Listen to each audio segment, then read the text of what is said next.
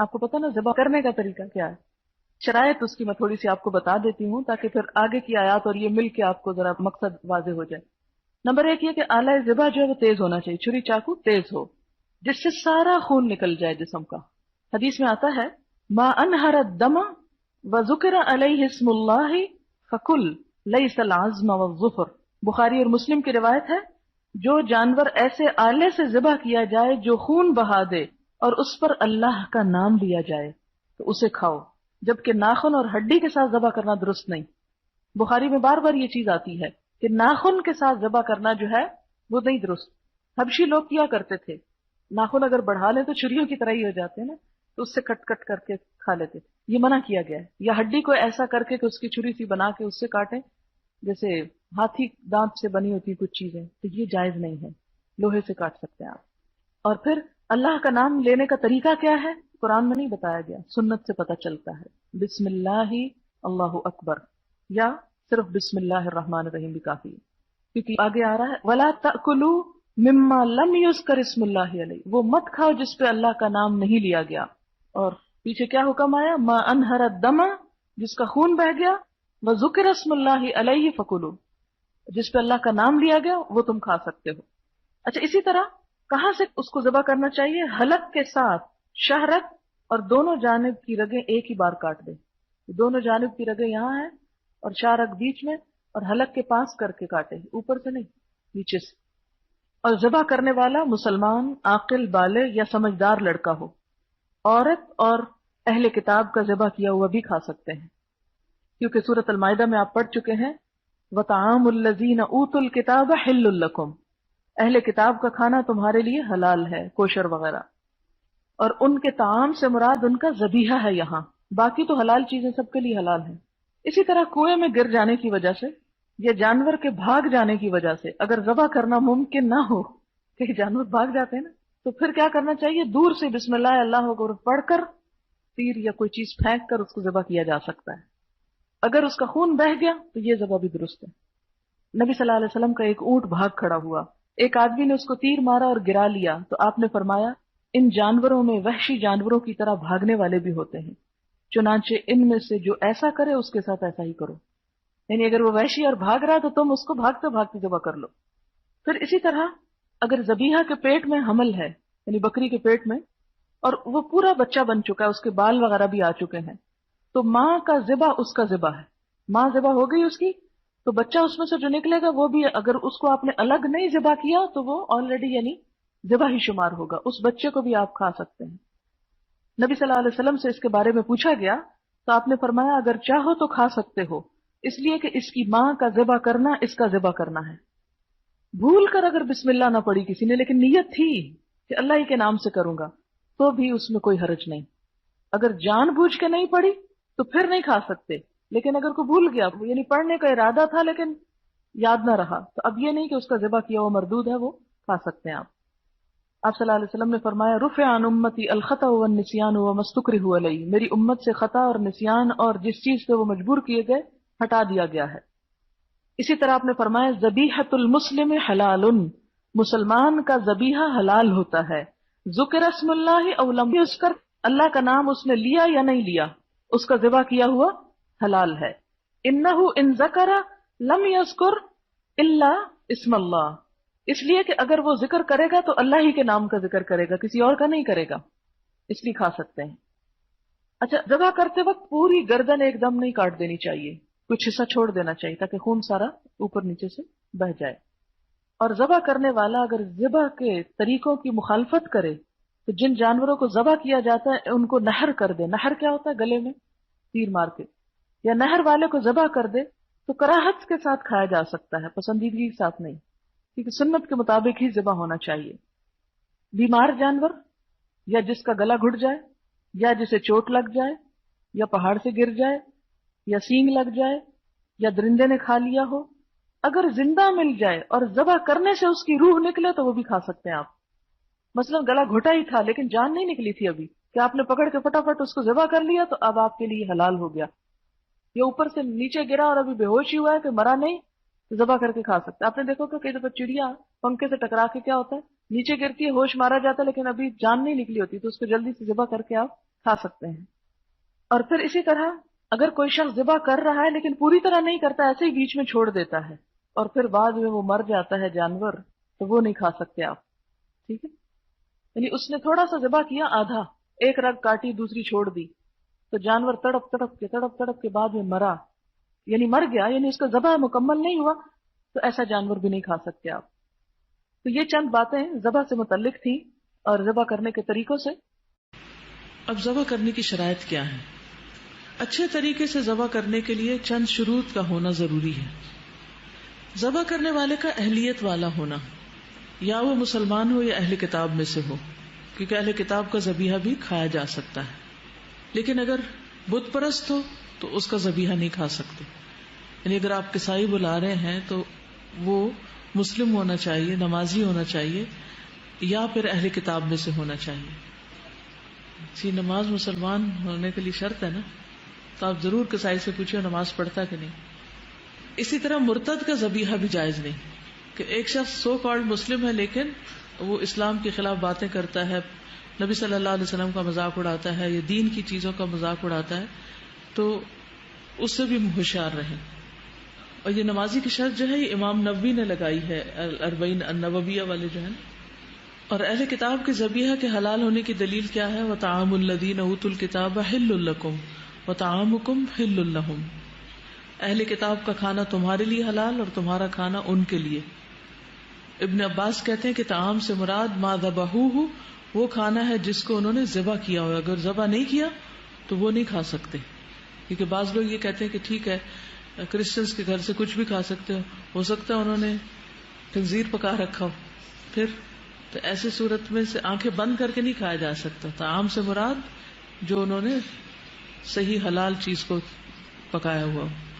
پھر اسی طرح ذبح کرنے والے کا آلہ درست ہونا چاہیے، یعنی چھری شارپ ہونی چاہیے. اور چھری جو ہے وہ لوہے کی بھی ہو سکتی ہے، چاندی کی بھی ہو سکتی ہے، سونے کی بھی ہو سکتی.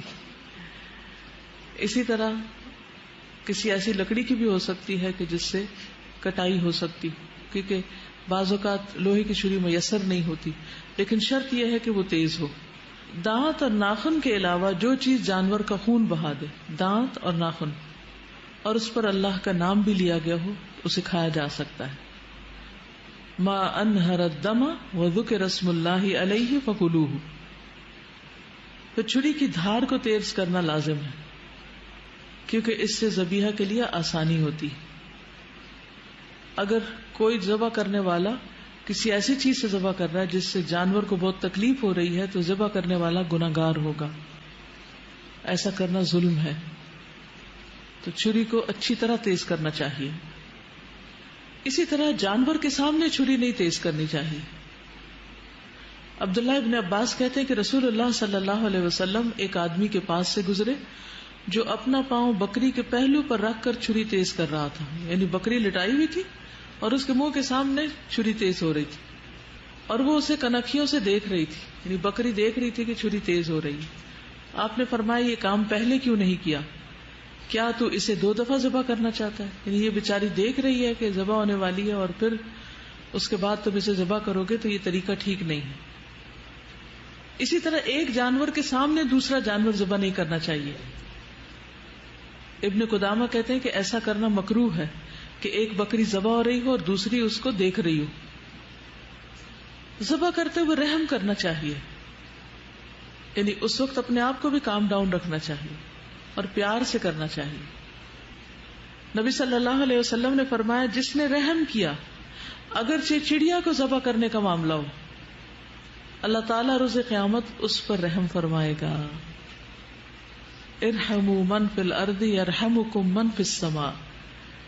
زمین والوں پہ تم رحم کرو، آسمان والا تم پر رحم کرے گا. تو ہر ایک کے ساتھ رحمت کا معاملہ. تو احسن طریقے سے جانور کو راحت پہنچاتے ہوئے عمدہ طریقے سے ذبح کرنا چاہیے. صحیح مسلم کی روایت ہے بے شک اللہ نے ہر چیز پر احسان کو واجب کیا ہے، پھر جب تم قتل کرو تو اچھی طرح قتل کرو، یعنی اچھے طریقے سے کرو، اور اگر تم ذبح کرو تو احسان کے ساتھ ذبح کرو، عمدہ طریقے سے ذبح کرو. چاہیے کہ تم میں سے ایک اپنی چھری تیز کر لے اور اپنے ذبیحے کو راحت پہنچائے، آرام دے. تو کیسے آرام پہنچایا جا سکتا ہے؟ آرام پہنچانے میں سب سے پہلی بات یہ ہے کہ چھری تیز ہونی چاہیے. دوسرا یہ کہ طریقہ پہلے سے ہی آنا چاہیے، طریقہ سیکھا ہوا ہونا چاہیے. یہ نہیں کہ چھری چلانے کے بعد پتہ چلے کہ غلط جگہ چھری چلائی ہے اور پھر اس کے بعد ایک اور جگہ تب آزمائی شروع کر دی جائے، یہ درست نہیں. اور اسی طرح چھری کے ساتھ گھر گھر گھر نہ کرتا جائے انسان، بلکہ تیزی کے ساتھ ذبح کرے. گھر گھر کرنا کہ یعنی اس کو کر کر کے چھوٹے سے کٹ لگا کے جس سے بہت زیادہ دیر لگ جائے. تیز چھری ہو اور ایک بار میں ہی کام تمام ہو جائے، تو اس سے اس کی شارک کٹ جاتی ہے اور اس کے سینسز ختم ہو جاتے ہیں، بکری آرام میں آ جاتی. اب اس کا خون نکلے، وہ تڑپے، بکری کو کوئی تکلیف نہیں، بس اس کی تکلیف صرف اتنی جتنی دیر میں اس کا گلا کٹا، بس بات ختم. وہ ہمیں دیکھ کے لگ رہا ہوتا ہے کہ ہائی اس کو بہت تکلیف ہو رہی، لیکن نہیں. جب شارک کا رابطہ جسم سے کٹ جاتا ہے تو وہ تکلیف کا سلسلہ ختم ہو جاتا ہے، کیونکہ ہر قسم کے درد اور پین ہمارے نروس سسٹم کے ساتھ منسلک ہے. جب کسی بھی جسم کے حصے کا، کسی بھی رگ کا سلسلہ وہاں سے منقطع ہوتا ہے تو آپ دیکھیں گے کہ آپ زندہ بھی ہوتے ہیں. اگر مثلا ہاتھ میں سے کوئی ایسی چیز ہوگی تو آپ کے ہاتھ کو بھی کچھ محسوس نہیں ہوگا، آپ کو کتنی بڑی چوٹ لگ جائے. ٹھیک. پھر اسی طرح ذبح کرتے ہوئے جانور کے چاروں پاؤں آزاد رکھے جائیں، چاروں پاؤں کھلے ہوں، رسی نہ بندھی ہو. کیوں؟ کیونکہ جب جان نکل رہی ہوگی تو وہ تڑپے گا، ہاتھ پاؤں مارے گا، اور اگر ہاتھ پاؤں بندھے ہوئے ہو تو اس کے لیے آرام کی بات نہیں ہے. یعنی شروع میں لٹاتے وقت اگر آپ صحیح طریقے سے لٹائیں گے تو آپ دیکھیں گے کہ انشاءاللہ آپ کو ضرورت نہیں پیش آئے گی کہ آپ ان کے پاؤں پکڑیں. لیکن اگر کسی وجہ سے پکڑے بھی ہیں تو جو ہی چھری پھر جائے تو پاؤں چھوڑ دیں. بعض لوگ بکری کو لٹا کے اوپر بیٹھ جاتے ہیں، یہ بھی بڑا ظلم ہے. بعض لوگ ہاتھ پاؤں پکڑ کے رکھتے ہیں، بعض اس کی بائیں ٹانگ کو مروڑ کر گردن کے پیچھے رکھتے ہیں. یہ بھی آپ نے دیکھا ہوگا، یہ بھی اذیت دینے والا طریقہ ہے. تو جانوروں کے ہاتھ پاؤں باندھ کر ذبح کرنے کی مذمت کی گئی ہے، ممانعت کی گئی ہے. رسول اللہ صلی اللہ علیہ وسلم نے منع فرمایا کہ جانوروں کو باندھا جائے اور قتل کیا جائے. پھر اسی طرح بسم اللہ اللہ اکبر پڑھ کر تکبیر کہہ کے ذبح کرنا چاہیے، کیونکہ اس سے جانور حلال ہوتا ہے. اگر اللہ کا نام نہ لیا جائے تو قرآن مجید میں کیا آتا ہے؟ وَلَا تَأْكُلُوا مِمَّا لَمْ يُذْكَرِ اسْمُ اللَّهِ عَلَيْهِ، وہ چیز نہ کھاؤ جس پر اللہ کا نام نہ لیا گیا ہو. حدیث میں آتا ہے، صحیح بخاری کی روایت ہے، مَا أَنْهَرَ الدَّمَ وَذُكِرَ اسْمُ اللَّهِ عَلَيْهِ فَكُلْ، جو چیز خون بہا دے اور ذبح کرتے وقت اس پر اللہ تعالیٰ کا نام بھی لیا گیا ہو تو اس کا گوشت کھانا حلال ہے. دو بڑی شرائط ہیں ذبح کی، ایک خون بہانا اور دوسرا بسم اللہ پڑھنا. ما انہر الدم، جس کا خون بہ جائے، وذکر اسم اللہ علیہ، اور اس پر بسم اللہ پڑھی جائے تو وہ جانور حلال ہے. اور جس پر نام نہ پڑھا جائے اس کو کیا کہا؟ وَإِنَّهُ لَفِسْقٌ، سورۃ الانعام کی 121 آیت ہے کہ بلا شبہ یقیناً یہ سراسر نافرمانی ہے، یہ گناہ کا کام ہے. پھر جانور کا خون بہانا یعنی اس کی رگیں وہاں سے کاٹی جائیں جس سے اس کا خون باہر نکل آئے، کیونکہ اگر خون اندر ہی رہ جائے گا تو وہ نقصان دہ ہو جائے گا. اسی لیے رگوں کو کاٹنا لازمی ہے جس سے خون بہے. یہ 4 چیزیں کٹیں گی، کھانے کی نالی، سانس کی نالی اور 2 رگیں، کیونکہ اس سے جانور بالکل پاکیزہ ہو جاتا ہے، صاف ستھرا ہو جاتا ہے، سب خون باہر آ جاتا ہے. جہاں جانور کی وہ 2 رگیں نہ کاٹی جائے اس کو شیطان کا ذبیحہ نبی صلی اللہ علیہ وسلم نے قرار دیا. اونٹ کو بٹھا کے نہر نہ کیا جائے، اونٹ کو کھڑا کر کے نہر کیا جائے، یعنی ذبح کیا جائے، کیونکہ نبی صلی اللہ علیہ وسلم کا طریقہ یہی تھا. زیاد بن جبیر کہتے ہیں کہ میں نے دیکھا کہ عبداللہ بن عمر ایک شخص کے پاس آئے جو اپنا اونٹ بٹھا کر نہر کر رہا تھا. عبداللہ نے فرمایا اسے کھڑا کرو اور باندھو پھر نہر کرو، یہی رسول اللہ صلی اللہ علیہ وسلم کی سنت ہے. قصاب کے ساتھ معاملات، خود سر پر کھڑے ہو کر قربانی کا گوشت بنوانا، یعنی یہ نہیں کہ اس کو دے کے اندر جا کے سو جائے اور جو جی چاہے کر دے. علی رضی اللہ عنہ روایت کرتے ہیں کہ نبی صلی اللہ علیہ وسلم نے ان کو حکم دیا کہ قربانی کے جانور کے پاس کھڑے ہوں. کن کو حکم دیا؟ حضرت علی کو، آپ کے داماد بھی تھے نا.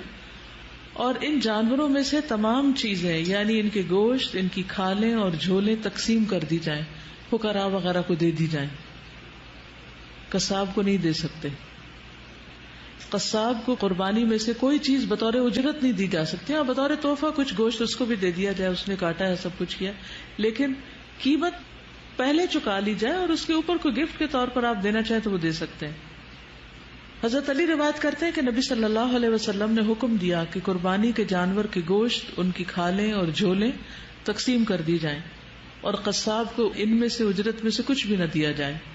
وہ کہتے ہیں کہ ہم قصاب کو اپنے پاس سے اجرت دیتے تھے, ٹھیک ہے, اور قربانی کی کھال اور جھول کو صدقہ کر دیا جاتا تھا. یہ بھی حضرت علی کا بیان ہے کہ قربانی کا جو جانور میں نے ذبح کیا تھا اس کی جھول اور کھال کو صدقہ کیا.